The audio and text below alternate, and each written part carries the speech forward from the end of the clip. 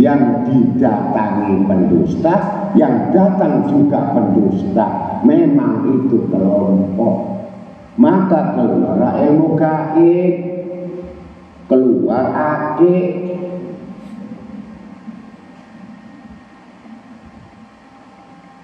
Mau dibilang dari belajar satu ayat yang diketahui, satu ayat yang diamalkan, satu ayat yang dilaksanakan, satu ayat yang diyakini lebih utama daripada 1000 haji, 1000 kali baca Quran. Nah,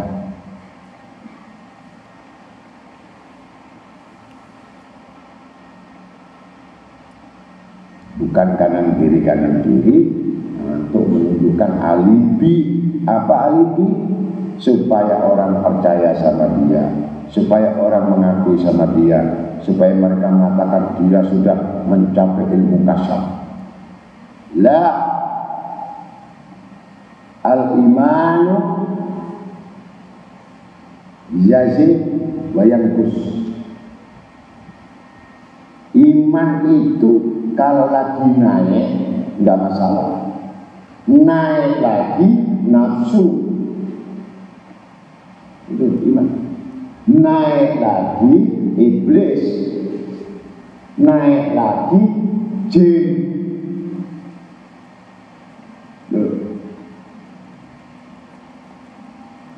Kalau nggak ngerti dasar program-program dari fase-fase untuk menghindar yang dinamakan alladzina yu'minuna. Apa lagi yang bil gaib? Yang beriman tentang tadi 4 perkara. Ngerti kamu? Kapan matimu? Tanggal berapa? Jam berapa? Itu gaib.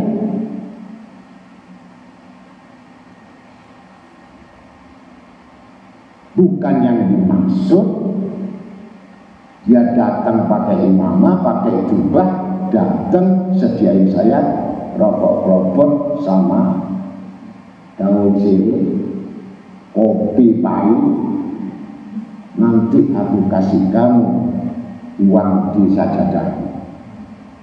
Itu yang diincar. Dasar mata duitan. Ini orang nggak sehat, nggak waras. Kemudian bersikukuh pada kondisinya, yang nggak mau dengar nasihat, yang nggak mau belajar, yang nggak mau dengar, baca Quran ditafsirkan sendiri, hadis ditafsirkan sendiri, ayat ditafsirkan sendiri, semua perbuatan ditafsirkan sendiri. Di situ jin sudah menguasai.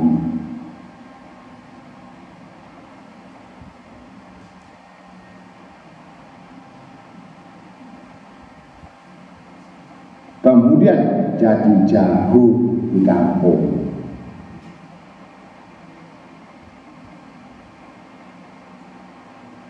Berseru-seru, ibadahnya nggak ada, puasanya nggak ada, tirakannya juga nggak ada, ilmu juga nggak ada, sudah bicara gaib. Luar biasa. Ini pendusta. Dan siksanya neraka jahim, walaupun sholatnya 1000 rakaat, walau kana zahida, walau kana abida.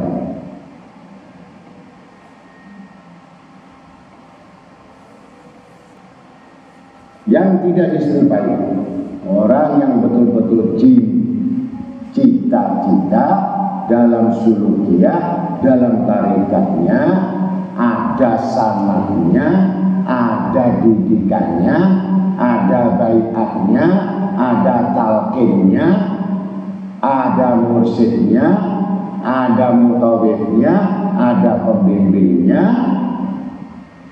agar jangan keluar jalur daripada kesesatan tadi.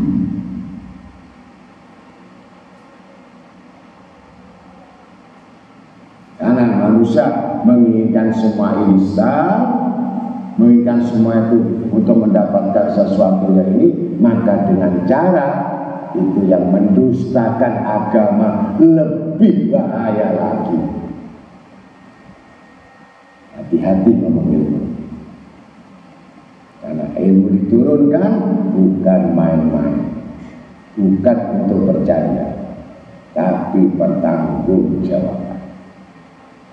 Diturunkan ayat bukan main-main, dijadikan dunia tidak main-main, amanat tidak main-main. Kalau kamu sudah tidak ada hubungan lagi dengan mursyid-mursyid itu, karena kamu telah berkhianat dengan Allah, berkhianat dengan amanat apa yang telah disampaikan, dan kamu mengingkari janji, maka putuslah hubungan di dunia sampai akhir. Walaupun kamu memperbaiki rumah yang rusak, tidak mudah untuk memperbaiki, biayanya 2 kali. Maka tekun dan telitilah kepada sesuatu perbuatan, apa benar saya ini.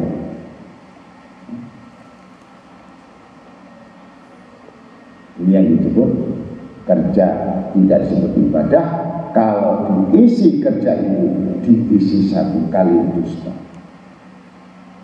maka rusaklah satu bejana ini. Sampai hasilnya pun yang dimiliki akhirnya menjadi hasil dari dusta. Tidak ada hukuman kecuali dia harus menerima azab dan susah. Itu orang dusta.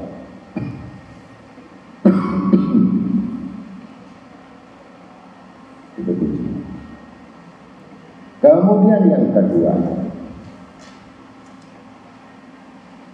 dosa di dalam ibadat ini luas sekali.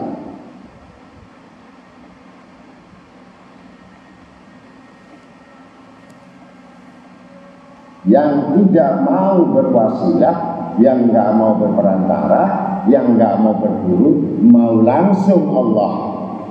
Ini mulai ada jamaah kita.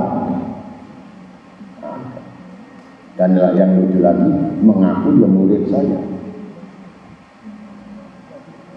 dan mengatakan lagi dia berguru. Saya dulu pernah ngaji sama Gus Arifi, guru saya itu bekas guru saya. Loh, yang ada itu bekas murid, mana ada bekas guru. Yang lucu bekas guru saya.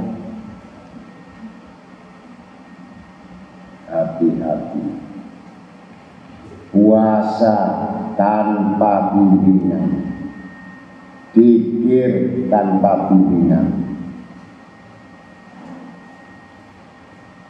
semua tanpa bimbingan, yang tanpa diketahui oleh seorang mursyid atau guru, maka hukumnya batal.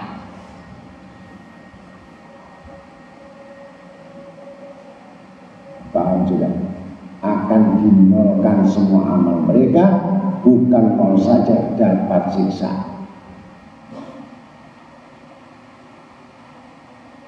Apalagi tujuannya datang ke makam, datang ke wali, datang mengaji untuk cari keramat.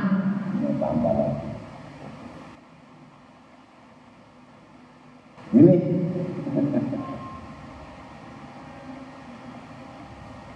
dia pikir wali itu bisa terbang untuk bersaing dengan guru gereja. Dia anggap wali itu bisa tenggelam, hilang di lautan, nggak keluar, maka dia bersaing dengan ikan mujair.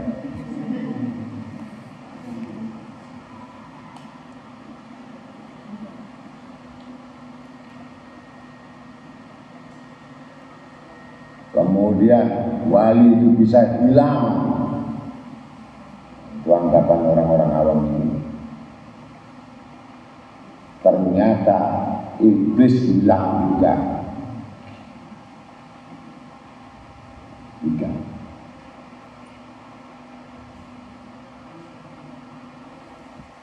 Yang benar. Tujuan tarikat ini adalah menuju ke ujung tombak dari segala bentuk ibadah yang penghantar menuju Allah Ta'ala, melewati jenjang-jenjang pintunya ilmu Sayyidina Ali, kemudian mengetuk masuk rumahnya Rasul Sallallahu Alaihi Wasallam, diangkat langsung malaikat Jibril sampai menghadap Allah Jalla Jalaluhu wa Azza. Itu yang benar.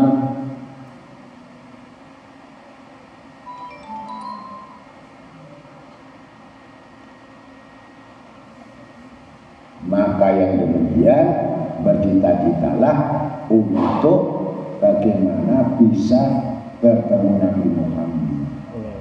Itu banyak-banyak selawat.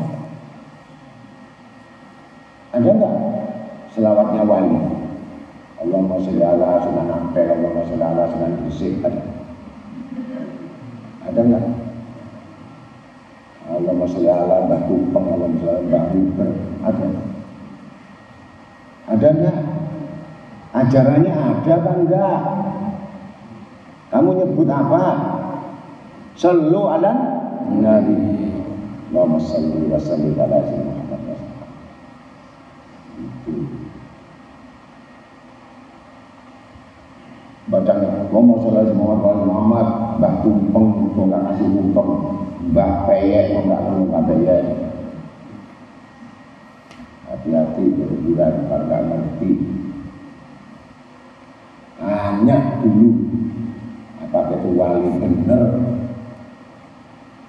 atau wali kesasar. Kalau luruh wali setan atau wali rahman. Mau masuk dia alas obat, kalau mati ini bunuh diri. Hati-hati orang yang mabuk kuburan ini. Ya, saya tidak melarang sebaik-baik ilmu amal bismillah kalau dari guru, bismillah kalau dari buku. Enggak boleh dari guru apa dari buku.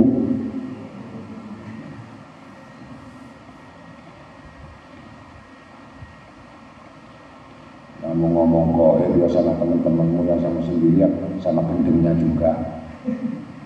Ya kok gendengnya. Kamu tahu saya sudah masuk ke langit internet.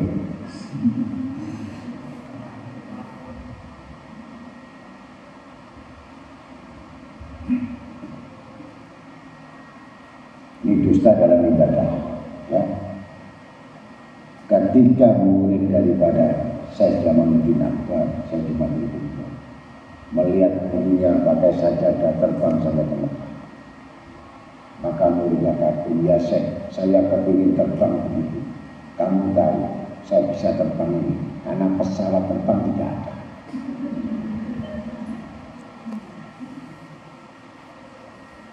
Aku lebih mencintai muridku yang menjaga 5 waktu berjamaah di masjid lebih keramat dari aku.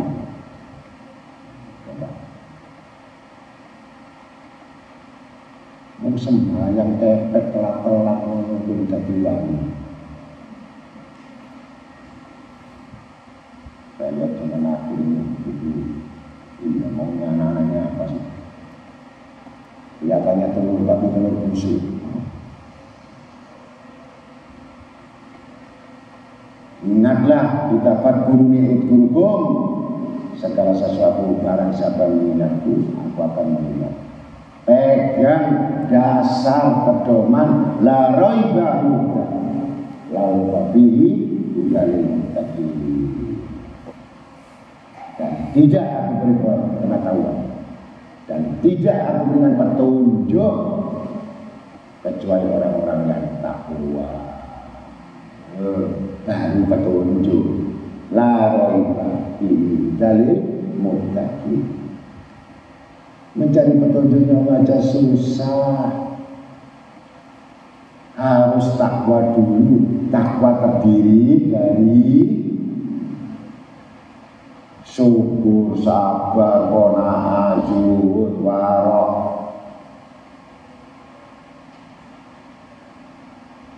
Baru kasih petunjuk. Petunjuk aja susah. Contohnya ya jalal makhrajan, orang yang takwa dijadikan ngurus ini gampang, cari rezeki ini gampang, menyelesaikan masalah gampang, semua gampang, as-sahel. Itu takwa.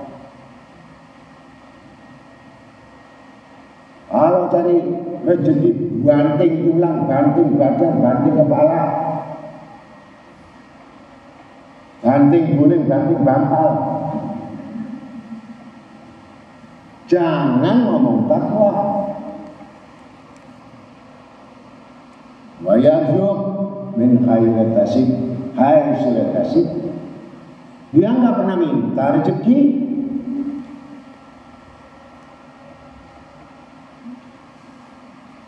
Dia nggak pernah minta-minta sama orang, berharap sama orang, atau dia menggantungkan orang, atau berapa orang. Enggak. Dia tahu rezeki Allah itulah yang menulis, yang memberikan tanpa usaha. Itu namanya rezeki yang gak disangka-sangka. Baru takwa. Belum jadi wali, belum.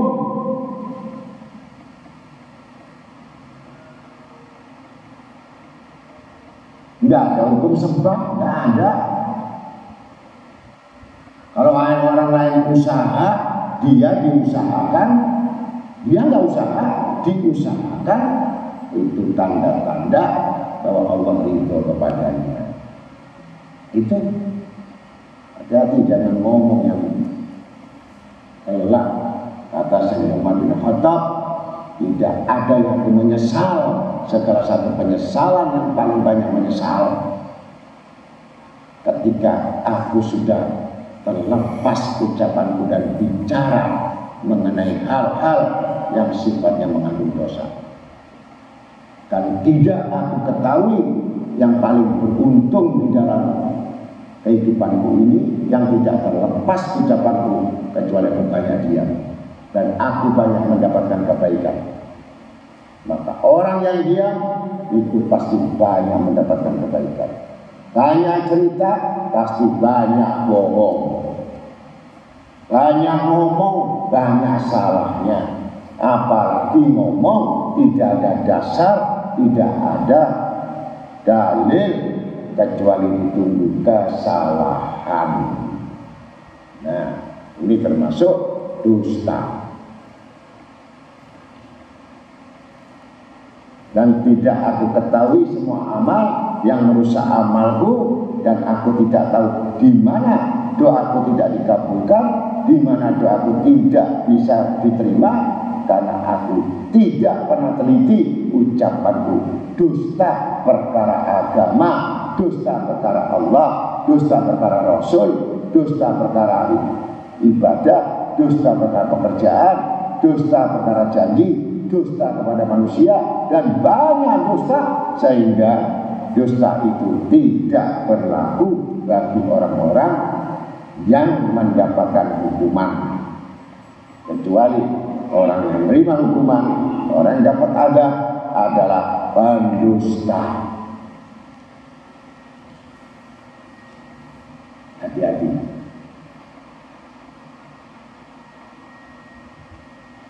Jangan mengeluh, jangan menangis, jangan sedih. Periksa di mana ibadahmu, di mana kejujuranmu, di mana kesungguhanmu. dan di mana kebenaran. Kalau bergaul sama guru, maka saya berbicara seperti hanya saya berbicara komitmen dengan Allah. Dan semua perbuatan, semua ngaji, semua menuntut ilmu, semua umur harus ada target.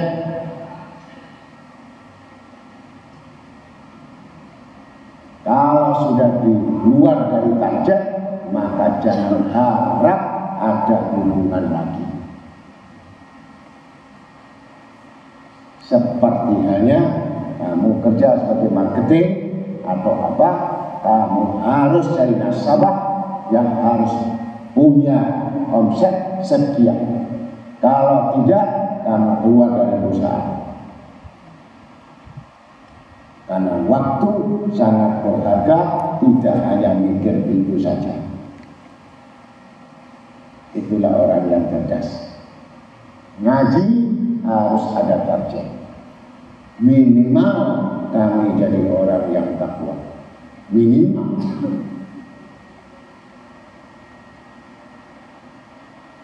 Bukan lamanya kamu duduk di majelis, bukan lamanya kamu mengabdi, bukan lamanya kamu ikut dengan guru, bukan lamanya kamu ibadah, bukan lamanya kamu sujud, bukan lamanya bodoh.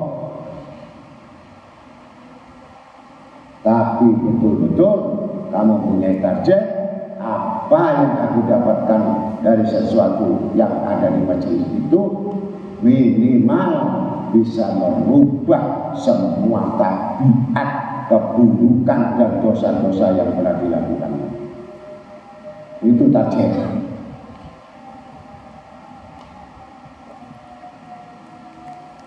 Kalau tidak, berarti sia-sialah umur kita, sia-sia waktu kita, sia-sia amal kita.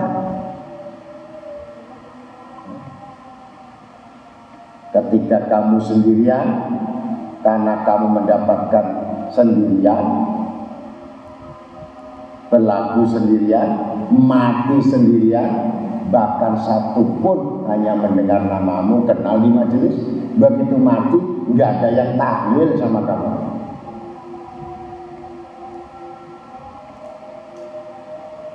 Karena sifatmu, kamu hanya mementingkan dirimu sendiri, belum berlaku untuk mementingkan kepentingan orang lain.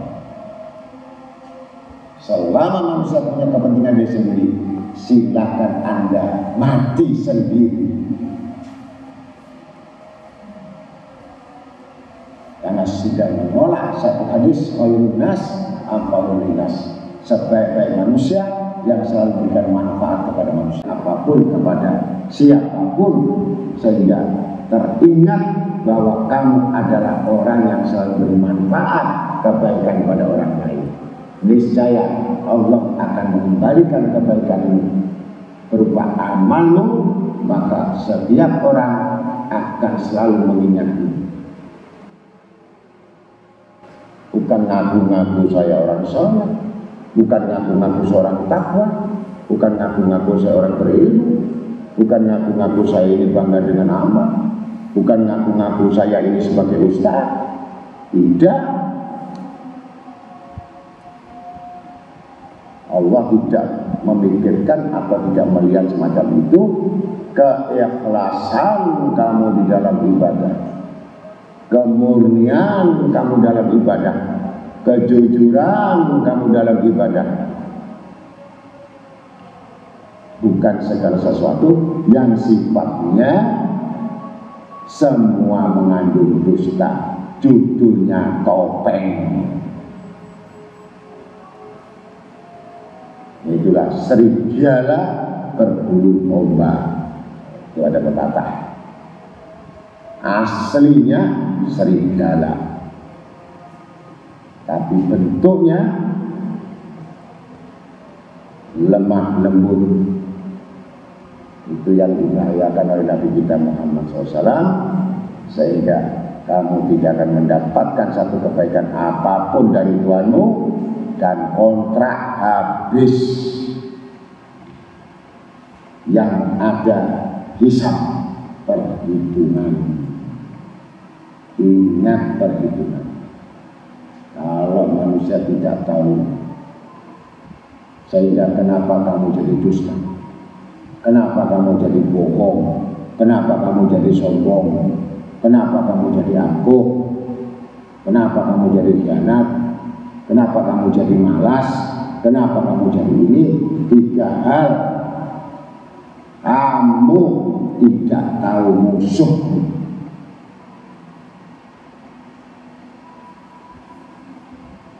Yang setiap detik, setiap saat, setiap jam musuhmu selalu menyerang, yang tidak memberikan ruang untuk malaikat. Pertama hawa nafsu. Kekuatan hawa nafsu lebih daripada 70 iblis. Bisa lebih kalau lagi membakar. Yang kedua,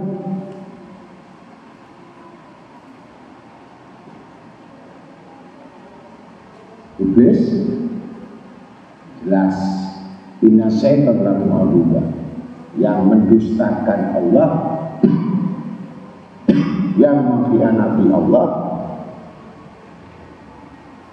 yang membangkang, yang durhaka kepada Allah, yang tidak percaya janji Allah. Ini sudah orang dikuasai iblis.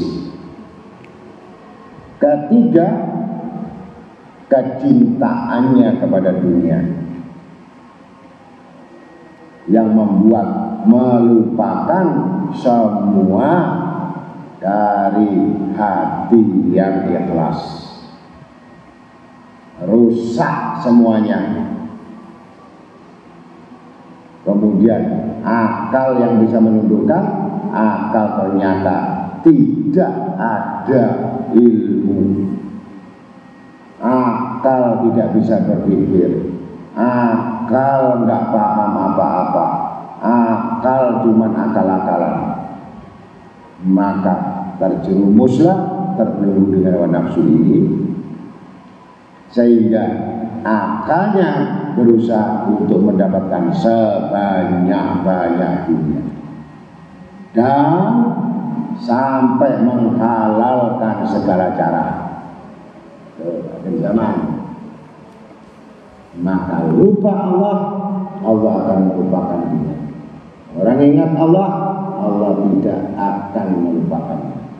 Maka untuk itulah mudah-mudahan hilangkanlah segala bentuk dusta. Itu adalah dirimu yang selalu mendustakan dirimu pada Allah, mendustakan ayat pada Allah, mendustakan sembahyang pada Allah, mendustakan amal kepada Allah, mendustakan semua selain Allah.